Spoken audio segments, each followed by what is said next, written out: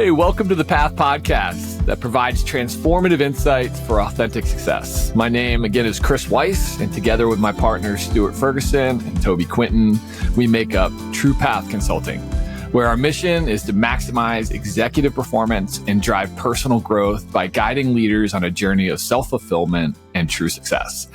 Again, I want to thank you for pressing play on whatever that device you're listening to us on today. It means a lot to us that you're here. Our hope is that through our stories and our interviews, you will find something in yourself, something that moves you to get curious and possibly something that triggers you to take action in your life.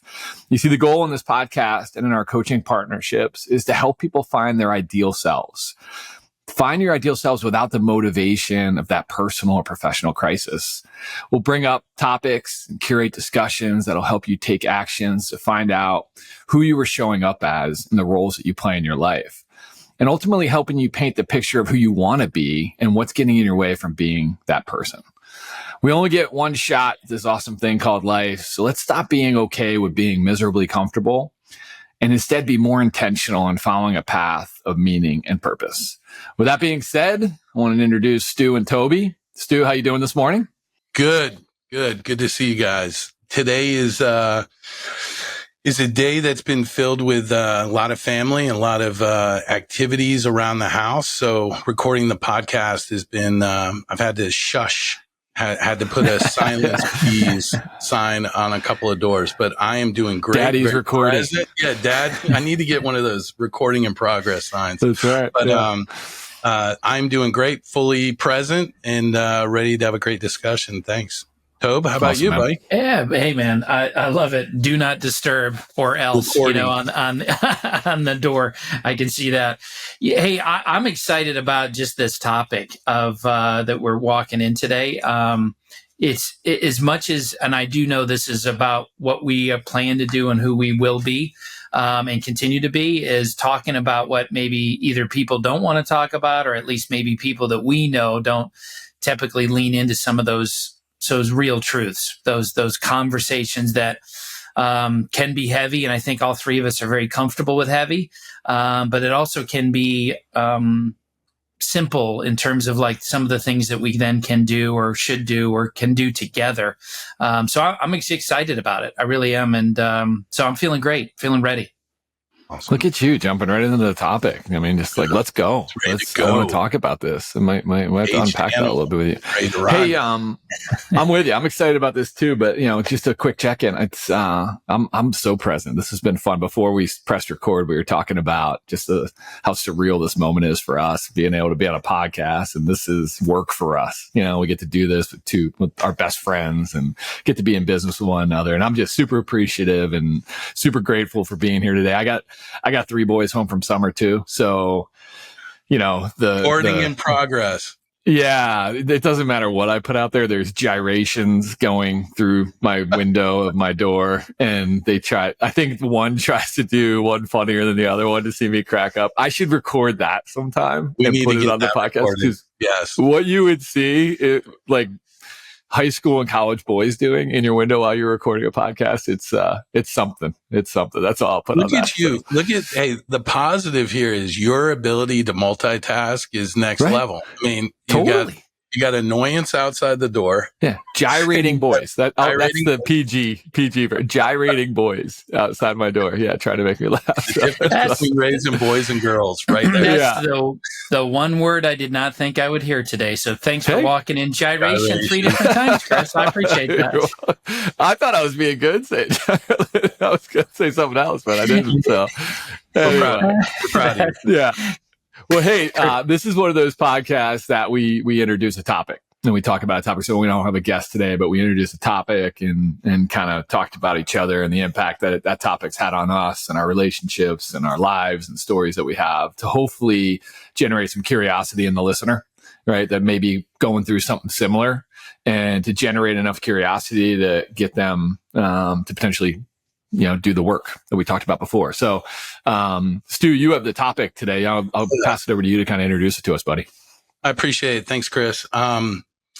Yeah, I think to set up the article, I'll just take a couple of steps back a little bit. So I think in our first podcast, we kind of shared where we are, each of us, and how we came to kind of the clarity of doing the work, and more importantly, the starting of our company.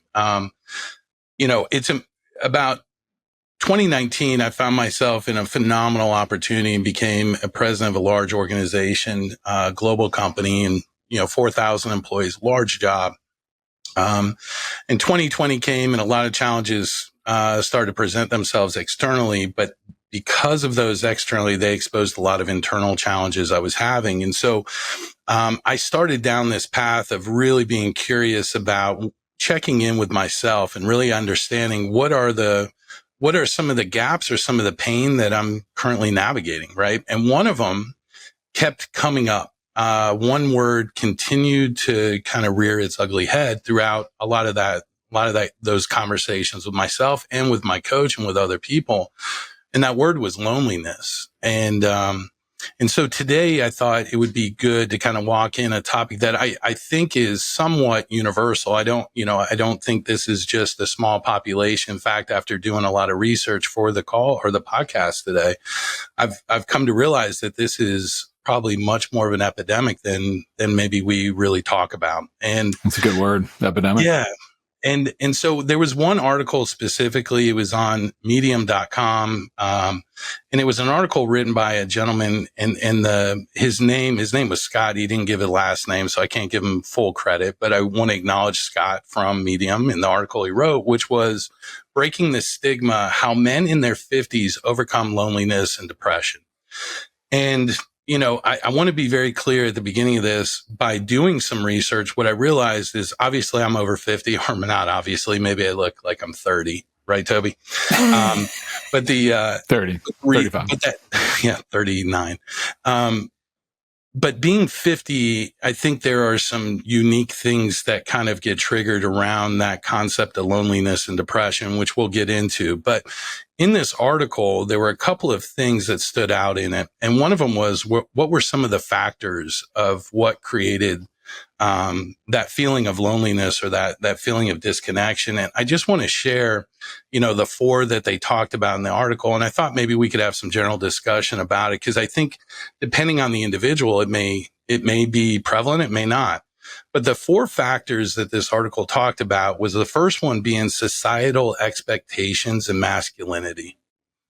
And if we think about that, one of the stereotypes, certainly for men, is the connection of their vulnerability, right? The ability to share how they truly feel. And Toby, you've been such an active participant in both Chris and my life in regards to kind of navigating this work, per se. But when you think about how some of those societal expectations and certainly masculinity comes into that feeling of detachment or loneliness, any thoughts on that? I'm just curious on when you hear that. I've got three other factors that we'll get into, but I figured we tackle this one first. Yeah, it's so funny you brought this one up, because this is the one that I was circling and underlining like crazy, Stu, and we didn't talk about this ahead of time, but yeah, there's no doubt, the belief systems attached to what it means to be a man, the social belief norms of masculinity in regards to this topic of vulnerability.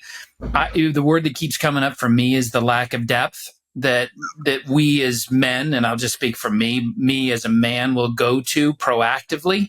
And what's at risk with that lack of depth is connection with myself, but to the point of loneliness, a deeper connection with other people around the room. And totally. So it couldn't be more, the point from this article that I took away was exactly that what do we do with that? But it certainly has left us where we are. And ultimately then with choice, as you've referenced before in a different podcast, like now what, and it's kind of an awkward, weird thing too, men to men. I see it all the time and I experience it if you go, but you don't know if they're going to go and if they're going to roll their eyes and be like, oh, there they go again, going deep, or there he goes again. So I've been told I'm the deep guy and I don't really do much on the surface. And it's like, well, is that a good thing or a bad thing? So totally. I think it's, but to connect it and reconnect it to loneliness is that I've been I've been lonely in crowded rooms more times than not. And I've had experiences where I've gone on trips with my buddies, men, and come back, and, Kat's always like, well, how was it? And how were the conversations, all that? And I'm like, we had some fun moments and we were competitive with each other and we laughed at each other. But the truth is, did I feel closer? Did I feel more connected? Did I feel lonely in a crowded weekend? I probably did. So, it's just one of those, I think it's just such a brilliant place to start, Stu. Yeah, Toby, I appreciate you saying it. And it's like that bravado, right? And I was, I'm a big guy. I'm 6'5", 240 on a good day, right? But the reality, I'm a big fella, and growing up in sports, right? Like it was always expected that I internalized whatever feelings and emotions I had, because that was being tough, right? And that was being a man. Think about it. You watch movies, go back to some of the movies filmed in the 80s, and just how children were spoken to, right? Suck it up, put some dirt on it, move on, right? And so how that starts to form how we see ourselves, and more importantly, how we communicate fear, or how we communicate what our truth is. But Chris, I'm curious just from you, when you start to see some of these norms that are out there, or more importantly, societal expectations, how has that impacted you, or how does that trigger loneliness?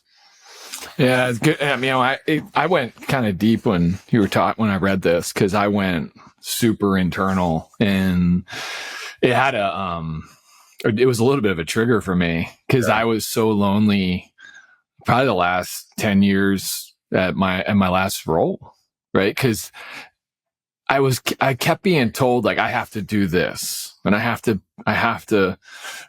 draw a line with people, and be harder on people, and be this and be that and be that. And it just wasn't who I was, right? Like that's just not how I saw leadership. That wasn't how I saw management. It wasn't I had some feelings about that. You know what I mean? And it made me feel like I was told to be more executive. Yeah. At one point in one meeting, you probably remember that meeting. It's like, yeah, I'd just like you to be a little bit more executive. What does that mean? And I don't know. And I don't know. In my head, I'm like, dude, be less executive. Like, that's what people need. That's what, in my head, that's my, like who I wanted to be. If I was being true to myself, it's like, dude, play the role. Like, yeah, you're an executive, but like, be authentic.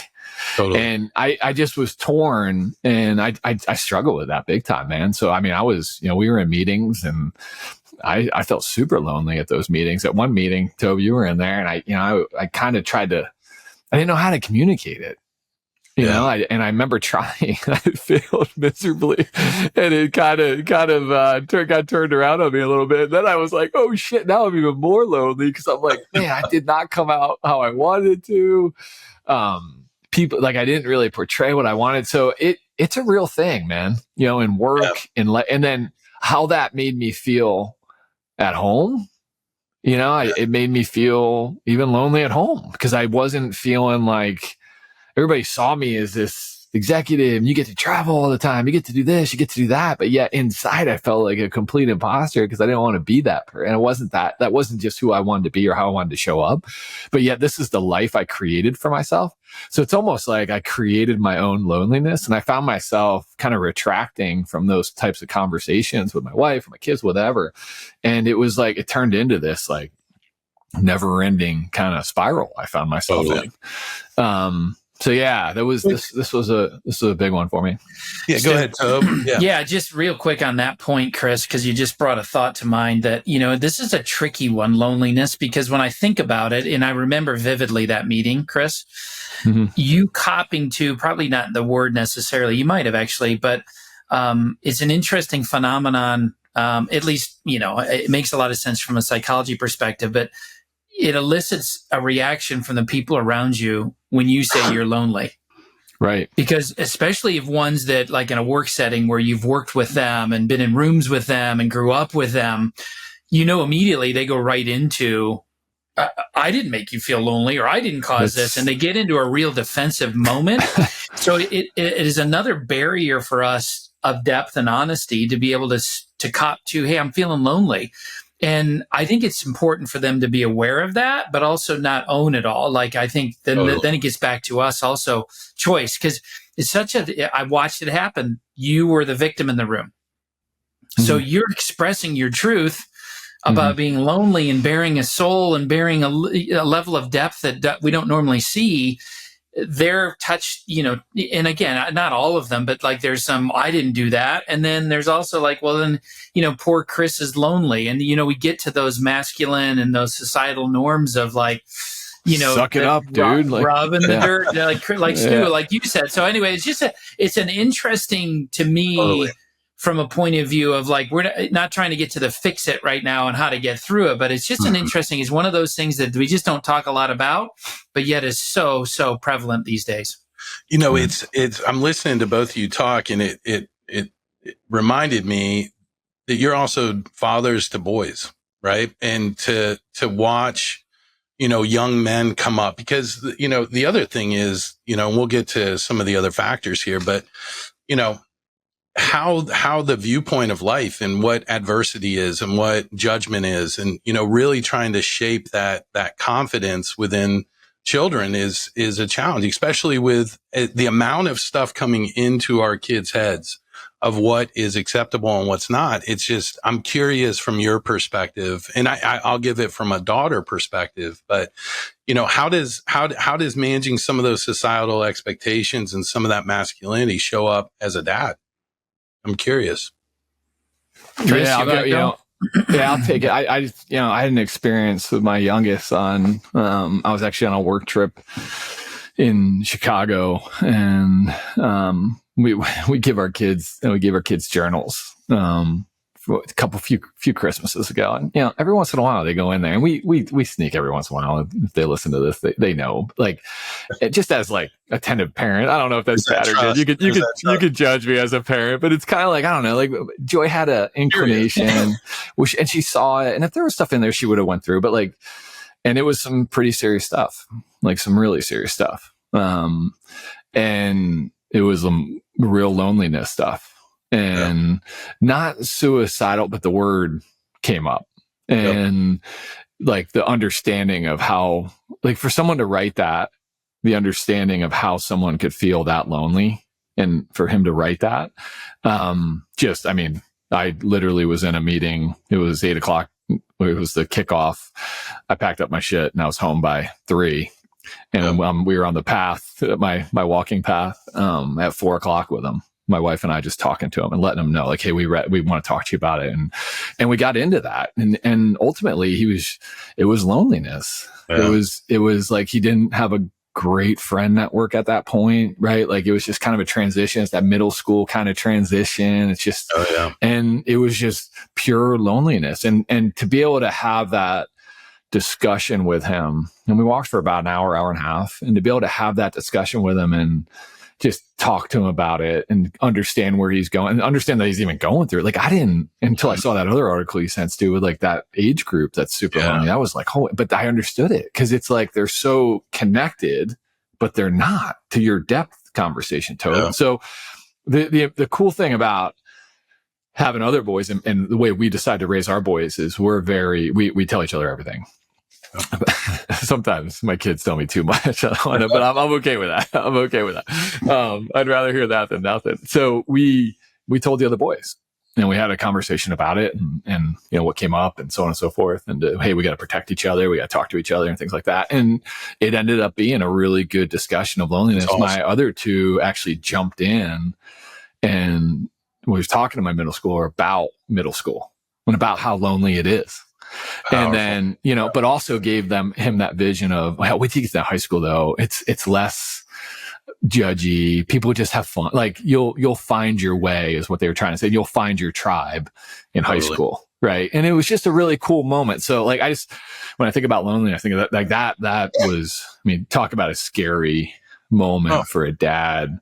And that was one of those, smack yourself in the face, how you showing up moments for me too. And totally. And I had to make some real decisions in my life at that point, which I did. But, it was an eye opener for me about how lonely, even though on the outside, they look fine, but how are they really doing in there? Right. And if they're lonely, like you could fake it outside, but like, how are you in there? And how do you get in there to find that out was, it's been and it's ongoing. Now we keep having discussions about it. We keep having discussion. Like we made a contract with one another, like, hey guys, we're going to check in on you every once in a while in this space. And we've created that open dialogue, which has been super helpful. But yeah, that's my kind of experience with raising 3 boys and trying to get to that. Yeah. Well, Toby, I'm very curious from your perspective, but Chris, the power in all of that is connection, right? The dialogue, the health around creating that space to be able to have those real conversations with your son that's going through it. And then to bring in your other sons to be a part of the solution and the exposure of what's really going on. Like that community, the power within community, and we'll get into that, is one of the solutions around moving out of that place of loneliness or depression. It is that community. And I love the way you said intentionally, unapologetic. We are going to talk. This is who we are as a family. And I think, in many ways, I view dads and moms as leaders, right? And in a way, we're running small companies. And so that concept of creating that community the way that you have is very, very similar to how I know you have in business. Like, look, we're going to have these talks and it's okay. I've watched you intentionally share vulnerability to create that community, right? And I guess, one of the things that we'll hit on at the end of the call are what are some of the solutions. And one of them is about being intentional about that support network around you, for sure. Toby, How about for you? I know, you've got boys going into college. You got them in high school. You're in the full spectrum of probably wrestling with masculinity and, more importantly, some of the societal expectations, especially freshmen in college, right? Yeah. Both of you guys no doubt. relate to that. Hey, listen, I've never thought that I would hear that our boys would all cop to being lonely, but all 3 of them have. And it's just an interesting, I know for me, I sat and thought, how is it that they're lonely when they have more coming at them from accessible opportunities via clearly the computer, but like in their phones and every other thing that they use these days? You would think that they're overloaded with a lot of, which they are overloaded with a lot, but it doesn't mean they're the substance of it all and the real, true, authentic relationships and conversations of it all. And so, and then you throw COVID on top of this, and you throw that article that you sent, Stu, your social isolation versus loneliness. Like that was another one that really, we'll get into that here in a little bit. Yeah. So I don't want to steal your thunder there, but like that, the whole point of, then they were all separated and everyone, we knows how that went. But now, even though we may, we're back to normal, some of those lingering effects, as well as some of those habits and behaviors, some of those awkwardness of how do I have a male to male relationship as a teenager? Yeah. It's almost like, like asking somebody out. And again, that, has an awkwardness of, that's not what I'm doing, but I want to be friends with you. And, it's just it's funny, it's a scary, it's funny and scary, and it's got a lot of different things to it because but it's really from a parental perspective, it's made me quite nervous and worried about, just the fact of, and thankfully, Chris, we're trying to live the same life as you guys as parents of talking is the best thing in the world to do, because if we can't get their truth out of there, then we really don't know. And then we could go back to assuming. So it's a scary, man. It's scary stuff. I don't want to be so negative about it, but I'm quite worried about it. It's one of those topics that, it impacts all of us. We're touched by it, whether we're living through it ourselves or someone in our life is experiencing that, right? That detachment. And that, one of the statistics was, and Chris referenced it, Gen Z, which is 18 to 22, 79% of them are feeling lonely. 79%. I mean, I go back to that age, and I don't, I try to go back in the Wayback Machine and put myself at 18. Where was I? And I wasn't in a very evolved place. I can tell you that. It was filled with going out and getting drunk or partying or whatever. And it was a pretty, I guess, superficial existence to a large extent, but feeling of lonely, I think there's a lot, to your point, Toby, about what's happened in the world over the last few years and social media and just this separation. But, that's when you start thinking about, and the other statistic in the UK, they ran a study and they said that 18% of that population said that they do not have a close friend, like someone that they could share. And 32% said they've never had a best friend. So I've been fortunate to have close friends and best friends throughout my life. And imagine that generation feeling so isolated and so lonely. Going back to the question of, is it loneliness or have we pulled ourselves away from society? Have we pushed away? So self-isolation. Hey, let me bring in another factor that they talk about, which I think we can all experience. We've experienced this one quite a bit here recently. They said one of the other factors to that loneliness or contributors is life transitions, major life transitions that happen. When we talk, I feel like a lot of times we talk about those, and Chris, you always say it at the beginning of every podcast, those unexpected life events or that lightning crash, or we say sometimes the car crash moment that gets our attention. It's like there's subtle life transitions that are happening that aren't nearly as significant, that could create some distance and create some isolation. How about, Chris, I know, Toby, you did this a lot earlier on, but I'm curious on how transitions in our lives have created an atmosphere of isolation or, more importantly, loneliness. Have you experienced any of that? What transitions have you gone through? And do you want to share any, Chris, anything coming to mind? Obviously, the career stuff's pretty obvious, but anything else you'd like to share? I mean, the career stuff for sure is an easy one, right? Like I think it's okay. I think it's important to like, I was able to get ground, like with Tope's help, right? Like ground myself in that moment and realize, like, he helped me identify that I was going through a transition, even though I've always wanted that transition. And this is the transition I've been striving for forever. And I finally reached my pinnacle and everything was supposed to be great. And it wasn't. He helped me understand, like you're going to go through some feelings about this, right? Some insecurity, some imposter syndrome, all the things that contribute to loneliness, by the way, right? All those things, because those imposter, think about it, when you feel like an imposter, you retract because you don't want to be found out, right? So when you retract, then you're yourself. So then you in definition, you become a little bit lonely, right? In that retraction. So that one's kind of just, I was able to have Tobe, so I've been super fortunate to help me kind of understand, like, hey, by the way, dude, you're going to go through some feels here, so let's get ready. Let's get ready. And he worked with me long enough to like, hey, let's work through this. So I was fortunate, but like, the one that I didn't, and you guys even helped me. So you helped me, like, Aiden going to college was like, holy cow, man! Like there was just like, one, how the hell am I this old that my son's in college? Like I'm still like the 22-year-old party guy that can go hang out, in my head. And now I got a kid going to college, and I found myself in rooms where like I have a kid in college, and the people I'm talking to have like, first graders and third graders and fourth graders. They're just starting their process, and I'm like, I'm exiting. So that created just an interesting dynamic for all of us in our family because Parker had feelings about that. My middle son, Tanner, had feelings about that. Joy and I had feelings about that, about our son going away and what that relationship's going to be. And in all those feelings, and I think we did a good job in dealing with them because we talked about them a lot, but you find yourself going inside, right? And kind of retracting a little bit to try to understand it. And if you stay there, it creates lonely. You find yourself feeling alone. Now, when you go there and then you're able to communicate that with Joy, hey, hon, I have these feelings, like, holy cow, I'm just feeling sad right now.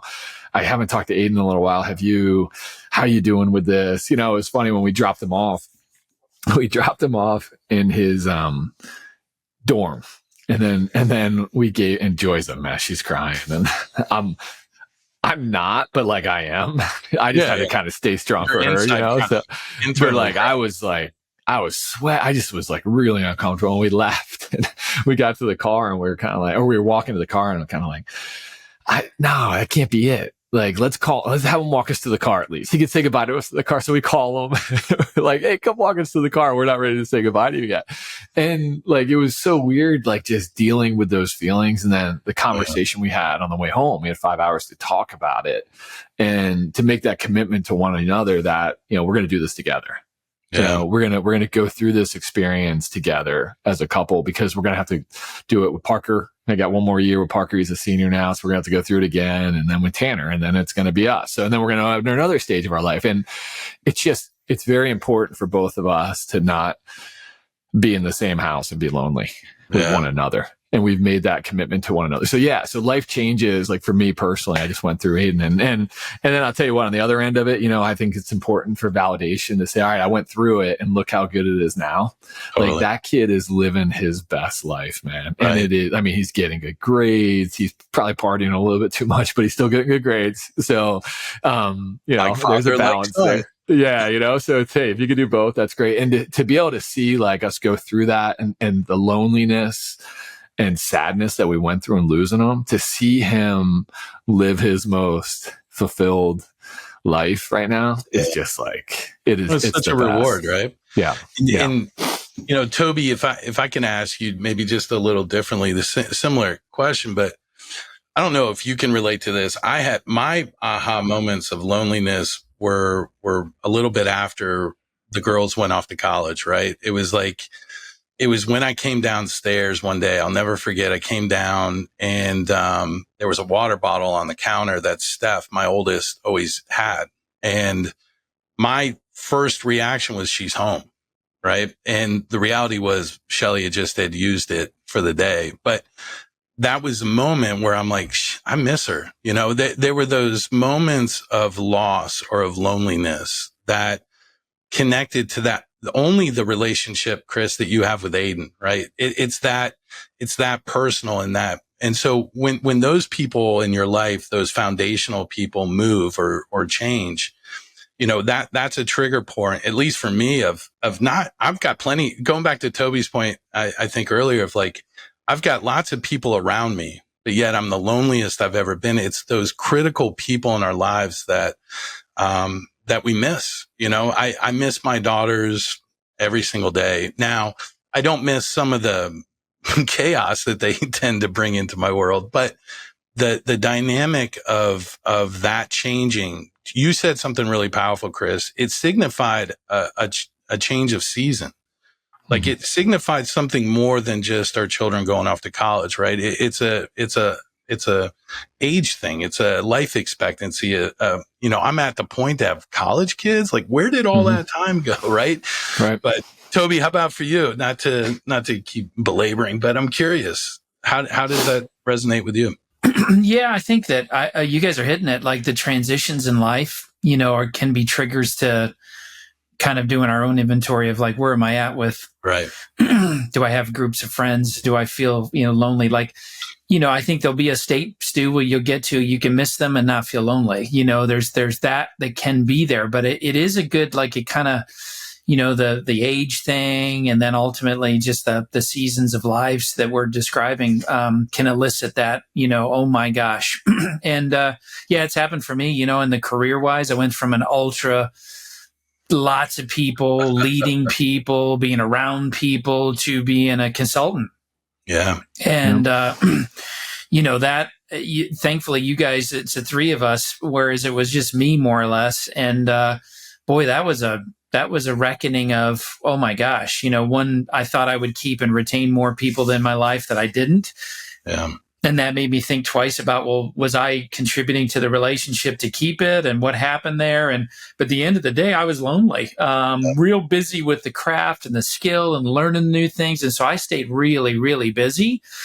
But time and time again, I yearned for and missed a lot of, maybe not even the people, I just missed the connection. I think, Stu, you brought it up brilliantly. It's like, it's really the human connection. I think that's the antidote, obviously, for a lot of that, you know, when people are suffering from loneliness. But yeah, it's for me, it's been a journey of many different seasons in that regard. And I think that, you know, the unfortunate, I think I'm Debbie Downer in this call, but like, it probably won't ever stop, you know, as we continue to get older and older. I remember my dad in the late stages of his life, he looked me in the eye and said, all my friends are dead. Yeah. And I was like, wow, that's a whole nother loneliness. Whereas people just kind of moving in and out of my life right now. Yeah. But when you get to like people, you know, just simply just mortality hit them, and then all of a sudden they're no longer there. that isolation as well as that loneliness, like all of that is real. So, it's how do we make sure that, that we get through that, not to race to the fix, but, that's what's on my mind. But Totally. it's very real for all of us and will continue to be. Yeah. There's, well, you hit a couple of nerves on that one. I mean, Yeah. I'm a walking example of, that identity being tied to a certain community, right? And purpose tied into that community. And like at a human level, I know deep down that community is based on certain rules, right? And those rules are, it's a job, right? Yep. And that's, people are there for one reason. Now you can manufacture other reasons on why people are there and incentives and all that good stuff. But at the end of the day, that transition is, you're questioning far more than just your loneliness and your relationships. You end up really starting to question yourself and how you contribute to that loneliness. And more importantly, are you worthy? Right? Are you worthy of love? Are you worthy of friendship? Are you worthy of those things? And so I think you hit on something that just really probably the most profound thing that I think we'll sink our teeth into here is that question of self-isolation or loneliness, right? When are you choosing that path? And I want to give a quick example really quick. And Chris helped me with this a couple of weeks ago. And it was, I've built a narrative that I haven't necessarily managed relationships very well over my 51 years on this earth. Right. And the reality is that's a narrative that I built in my head for some protective reasons. The reality is I could pick up the phone and call virtually anyone and I would get a return phone call, right? There's no burned bridges, but I have in a way selected self-isolation at periods of my life because of fear or because of other, triggering reasons to pull myself out. And so I think when we look at some of these statistics that are out there, right? It does come down to that question of, is it loneliness or self-isolation? And do we know the difference between the two? I wanted to pivot just a little bit. Do you mind? There are two other factors that I'll walk in. One that's fairly profound. The other one I think is pretty obvious. But before we get into that, can we talk about just that those triggers for self-isolation and certainly loneliness? Toby, you and I have talked about this throughout the last couple of years as you've coached me, certainly.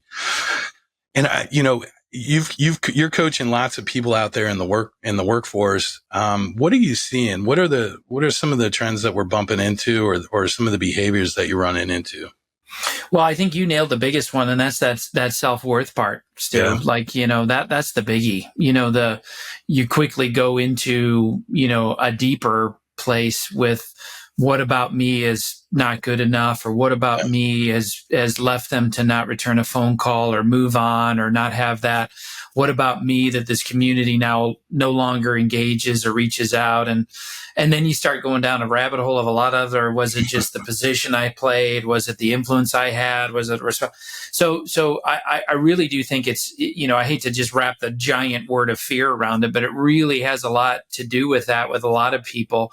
That they get into that, what about me and that spiral of that. And then you become someone that doesn't deserve to get out of loneliness because of, and again, that's a real deep one. And there's a lot of shame with all of that, but it certainly is places where people go. And, not everybody does do the reflection that you did, those two. Some are, then they chalk it up to these people, weren't good people and yada, and they move on. But those are the big ones that I'm really, that bumps into a lot of like, hey, what did I do here wrong, or why am I not? It's not necessarily a lovable thing. In some instances it is, but why isn't it that I wasn't able to keep a relationship that I thought was quality? So, I've had that in my own life. Like you guys both know, I recently had which I thought would have been a deep, deep, deep friendship for many, many years, and then just abruptly ended. And I went into, what did I do to get this down the right road? And then I quickly pivoted to,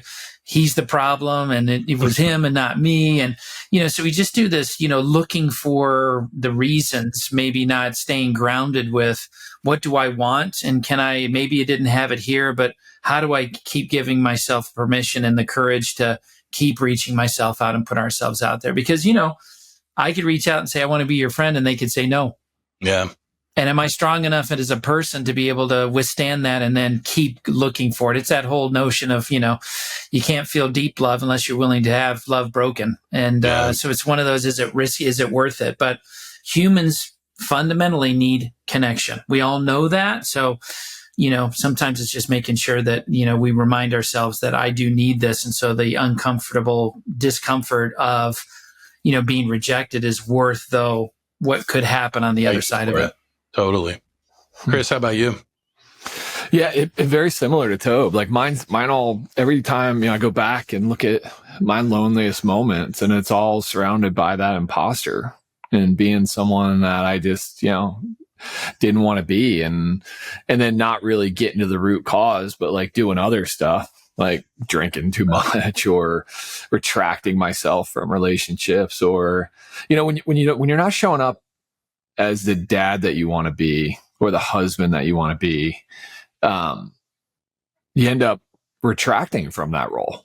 It's weird, right? And if you don't do the work, right? If you're not grounded enough to do the work, because you become an imposter to it, and you're not enough, so you avoid it.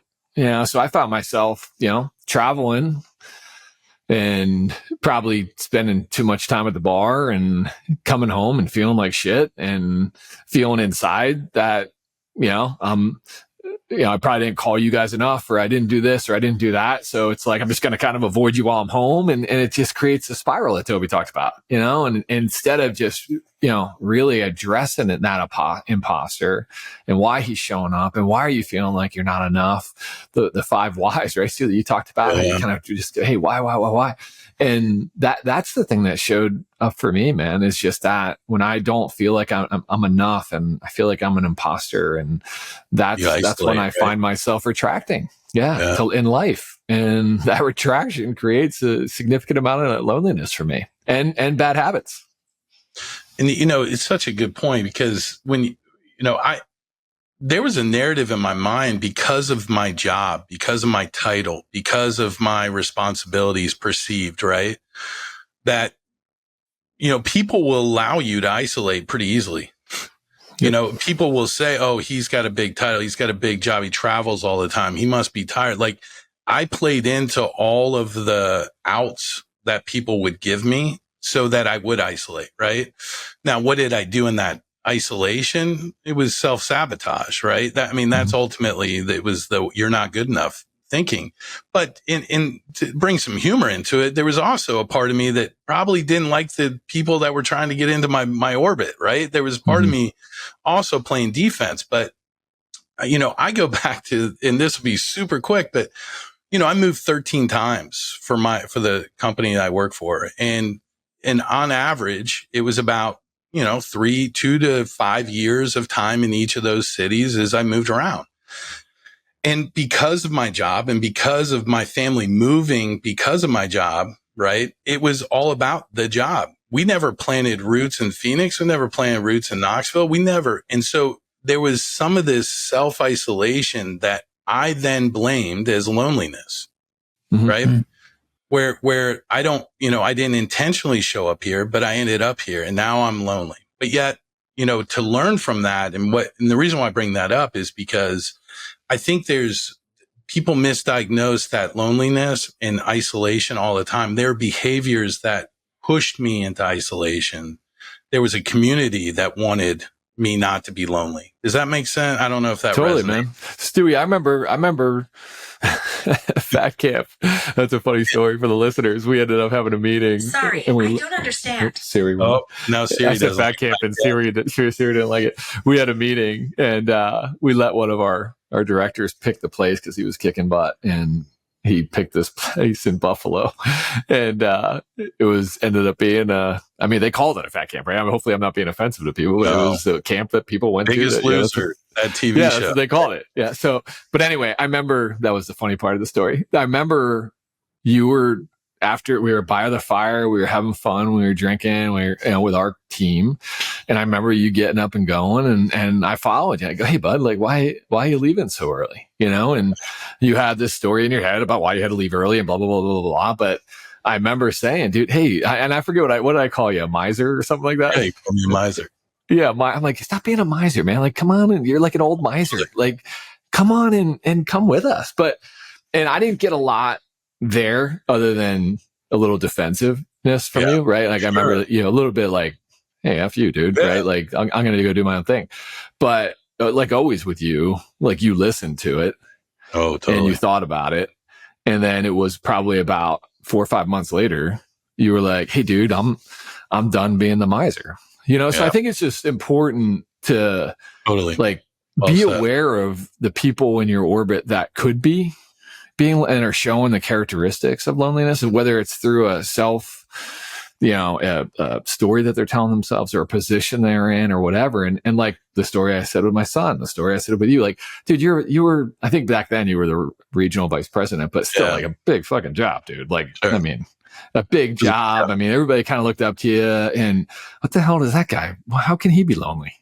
Right? Like but yet those are the people that are lonely, man. Right. So I don't know. And I know you fought that when you were president too. And those are the people we got to look out for too, man. Well, I think to your point, I think a lot of people hopefully listening to this can identify with how you end up there, right? Or you don't identify how you end up there. You just realize you got there, right? And it's to your point. Oh man, there were so many people throwing me lifelines. There was a long list of people saying, come with us. Right. But that depth of fear, going back to Toby's word, it was like just it was so much more cathartic to isolate, right?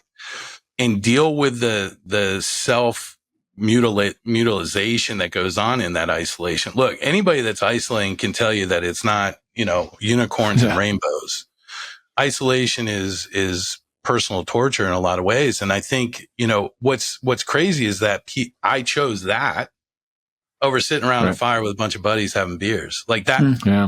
When you get into that mental place to where that's more safe than doing what you hope to go do, that, the wires are crossed at that point. The priorities are shifted in a way that you've got to be intentional. And that's where, a therapist, I got a therapist and I got a coach.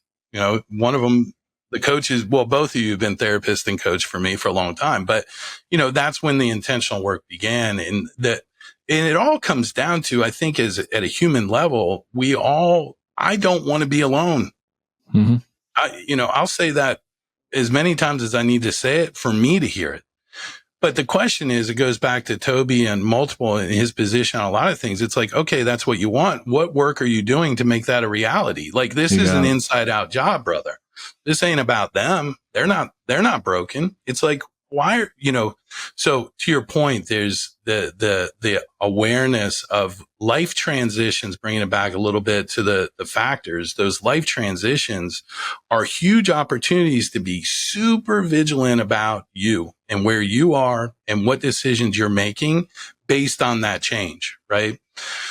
A lot of them I was telling myself, well, I'm doing inner work. No, I wasn't. I was hiding. Right. I'm isolating because I need to reflect or recharge. No, I need to repair. Like, it's not recharging. It's trying to fix, and it's that isolation just becomes a double-edged sword. Tobe, what are your thoughts?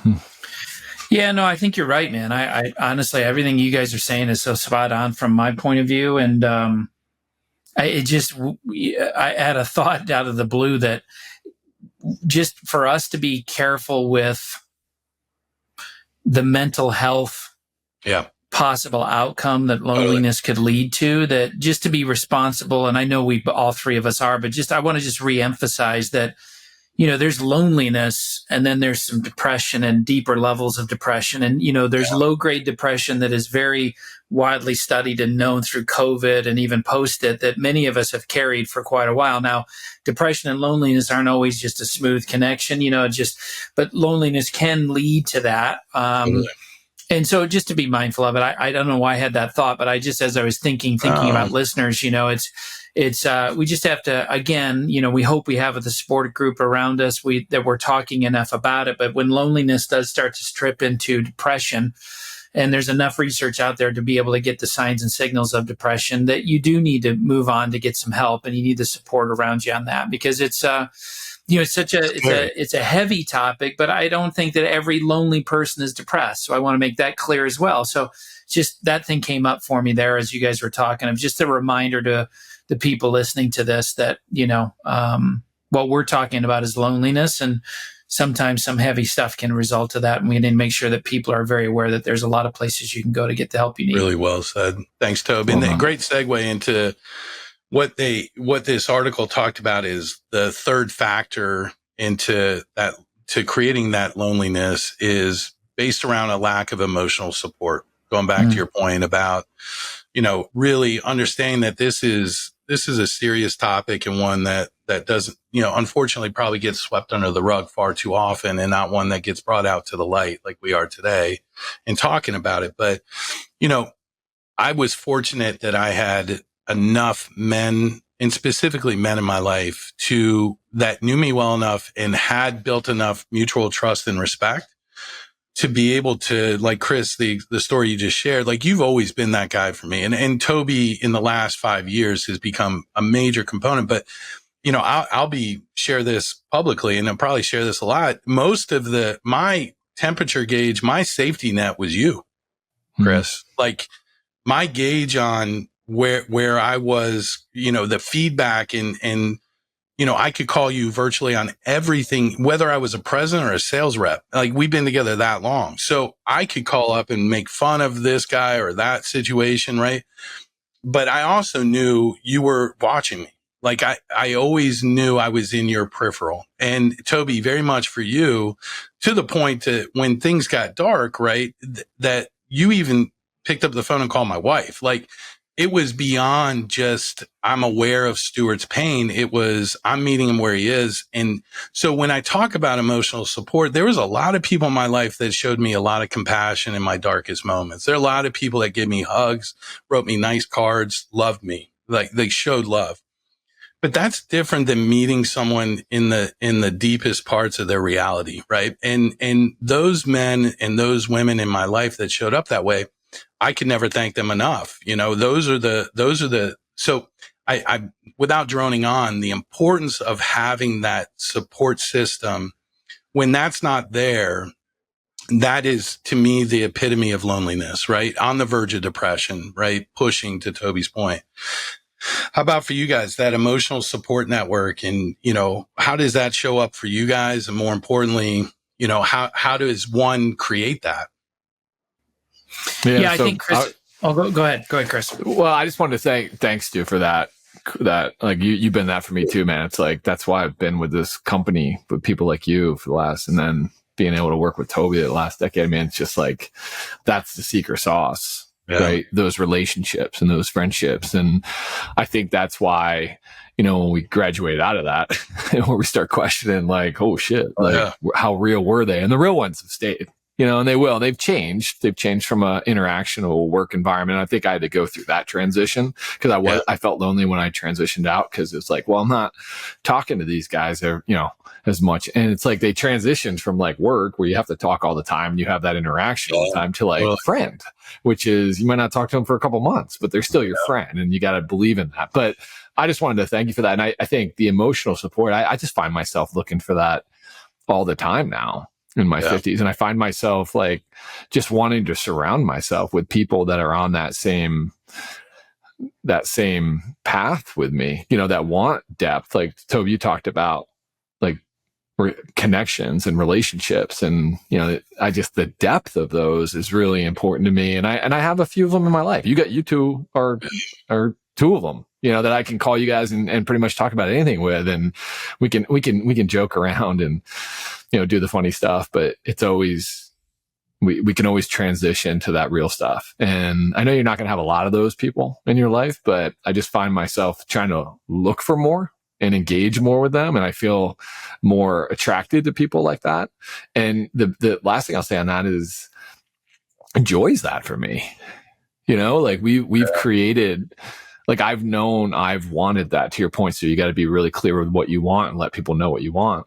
And I've been clear with like, that's what I want in my relationship with her. And like, we've created that over the last 25 years. So I feel very safe there with her. I feel very like, almost like, hey man, her and I it's us versus the world. Cause I have her and we have that relationship, and I'm blessed for that. I know a lot of my friends don't have that. And, that's helped me more now than ever. The other day we were taking a walk, and, I'm going through this transition, 25 years in corporate America. And then I decided to go, start up an executive coaching company with my ex-president and coach. Like, that's scary, man. Like, I was pretty comfortable. I had a nice check coming in. I was pretty comfortable.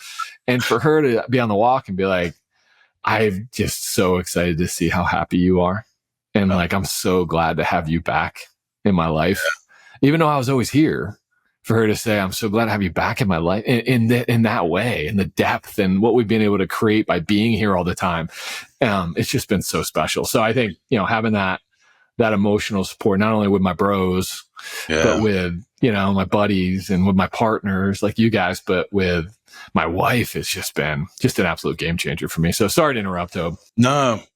Hey, No, Chris, great, one buddy. thing you said about that is the invitation, right? Joy had an invitation to be that person. I think there's people that are, you've helped me understand. There's a lot of people in our lives that may just need that invitation to be that person for us. Right. And what a great conversation to have. Now you may find out that they don't want it. Totally. Right? They don't want that Or relationship. can't do it. Or can't do it. But yeah. What a wonderful interaction with two humans on a real level, on a real depth. What about you, Tobe? Yeah, I think that I'm going to push in on emotional support's one thing, but I think I want to encourage us to be emotionally honest with ourselves, right? Like, that support also has to come from within. And Stu, you said that inside out approach to this, and it's so true. It gets back to, are we telling truths on ourselves? Am I lonely? Like, I bet you most of the people that are listening to this have never really copped to their loneliness. They probably reflected on, I was lonely at this chapter, this season, this moment of my life. But when you're really in it, do you have the courage to name it and speak to it? And then I think you guys are dead on. Like, you'll see what you look for. And I want us to think and invite the audience and each other and anyone that we come across that there's more people that need connection than there are less people. And there's more people up to it than aren't.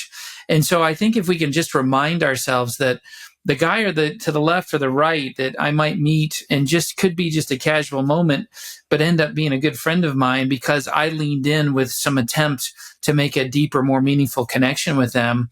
I think that there's just more and more of an appetite for it because we're so starved by it right now that we just are that way. But let's keep it's the community and the people around us, but it also that middle of that bullseye is going to remain to be us. And can we start with honesty, and can we start with giving ourselves support that it's okay, I'm lonely, but now what do I want to do about it? For those of this, because again, I just want to be real mindful, like some are probably in a road that they can't get themselves out of that and they need help, professional help. But for the others that we're talking to, like, name it, and now what do you want to do about it? So good. Yeah, the in the article just hit the last factor that comes into play, and it was an article written about men over 50, and one of them is, the last one is living alone, right? Is whether through loss of your spouse or divorce or what have you, that your home structure is already built into a very individual setup. And so there's obvious, I think a lot of what we are talking about kind of references maybe what to do in those situations. But again, the power of really understanding the societal expectations of masculinity and what, how that cascades into a lack of vulnerability and connection. We talk about major life transitions that have happened and how loneliness can be a byproduct, if not intentionally changed. And then, the lack of emotional support, and Toby's very specific call out of there's loneliness, and then there's things that need more attention and deeper work in our past, and through therapy can really connect some dots, and those two worlds can coexist. I've had the luxury of having a therapist and a coach, and, they work quite well together, to be honest with you. But, in the spirit of, and, I'll get some final thoughts from everybody here in a second, but in the article, one of the things is they talked about some ways to kind of combat it. I just want to hit, there was probably about 10 or 15 and just a couple that resonated with me to kind of, again, maintain social connection was number one. Those relationships that you're thinking about, pick up the phone and call them. It seems so simple, but maintain your social connections throughout your life. If there are challenges that can be solved, then solve them. Get those relationships back. Challenging the norms is number two. Don't let the stereotypes become who you are. Who are you? And be that person. Be authentically that person and build those connections. Developing EQ and resilience, again, understanding who you are, understanding what makes you tick. And more importantly, what are the challenges that you're currently going through or potentially could go through? And how are you managing those? It talks about don't be afraid to seek for professional help. And, obviously the three of us are coaches and we want to walk with you on that walk. We want to meet you where you are. But there's also other solutions out there to help make those connections. Encouraging very open, vulnerable conversations with the right community. We have a saying that we love in the world that we grew up in, and that is the first to vulnerability is the first to building community. And so realizing that if you are lonely, sometimes just saying it can start to bring more people into your orbit and into your life. And then the last one is, create the supportive environment you want to live in, and again, I think that comes back to being really clear on who you are and being really intentional about the life that you want to create and build. Going back to Toby's point, this is not a spectator sport. This is you've got to be in the game to truly get the outcomes that you desire. And so, before we wrap up this wonderful episode, I want to just get some final thoughts from Toby, and then we'll move to Chris, and Chris can wrap us up. Thanks, Stu. Great. I mean, just a great topic, buddy. I appreciate your courage to bring it up. But the courage part for me is just your truth about your experiences with it. And that's what I've always loved about you, is that you'll go to the places that some people will just tread around or, tiptoe around, and you're there, buddy. And I really appreciate it. There was those couple articles you sent, the one that just continues to the point, or the sentence that stuck out. Men are more likely than women to report feeling lonely, but women are more likely to seek help for their loneliness. And it just unfortunately, I agree so quickly to it, because I just know that so many men I've known in my life are lonely in crowded rooms, and we're lonely together, and we suffer in that space. And it's just a call out. I know for myself from this call or this podcast today is to make sure that when I notice people in rooms, men, and I don't want to, take away certainly women as well, but men, I'm just going to assume more that most of them are lonely, and not pity them. And not try to, oh, poor you, but make sure that I'm doing what I can to reach out and connect with them. And as I say that, I'm men of color, LGBTQ, influence, diversity, inclusion, like the gamut of just trying to, it's empathy really, is you just try to put yourself in different people's shoes, but to just become to a deeper level of empathy with the fact that a lot of us are very much, with all the stats you showed through those articles and you talked about, more of us are lonely than we're not. So just making sure I'm an active participant in my own rescue, but also I'm an active participant in trying to reach out and create a community with somebody else is my big takeaways from today. It's awesome. Love it, man. Yeah, Chris, I'll kick it to you and then you can wrap us up. But my takeaway is I thank you guys for letting me walk this in. This has been, something that I have certainly had to navigate quite a bit throughout life, but probably more recently, a deeper, more heavy version of loneliness and probably borderline depression early on. But to be where I am today, certainly not healed, but certainly in a place of optimism. I'm optimistic on my future. And more importantly, I'm intentional, and I'm also incredibly confident in what I want and the people I want around me. And having those answers and that clarity, creates an unbelievable environment to go out and create the world that you want to go create. And I'm grateful for the help and the love that I've had along the way to be able to say, to even jump on a podcast to talk about this without having major breakdowns, which, Toby and Chris have been part of many calls where I probably couldn't get 2 sentences out. And you'll see that at some point in a podcast. But today we did good. So we did Mr. good, Weiss, nice. I'll let you wrap us up, my friend. And that's okay too, by the way. That's okay. Hey, I just, closing thoughts. Like I'm really proud of my dad in this space. When you talk about building and maintaining social connections, you guys know I'm big on, the plant-based diet, the blues, like longevity. And just like, how can I live as long as I can without getting hit by a bus? All my friends say you're going to be doing all this shit, and then you're going to get hit by a bus. And if that's the way I go out, like, hey, you got to laugh at that community we were talking about. Yeah. But hey, I told my wife, I go, hey, if I get hit by a bus, like, you got to laugh at that. That's pretty funny. I'm doing all this other shit to stay long. I get hit by a bus. But anyway, that's another story.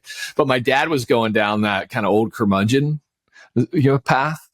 It's like, I don't like people. I don't like this. And knowing, like, doing all the research on longevity, the number one thing that impacts longevity is community and spirituality and social. Like, you look at all these blue zones throughout the United States. If you haven't done any research on blue zones, check it out. But one of the number one things, they're all communal.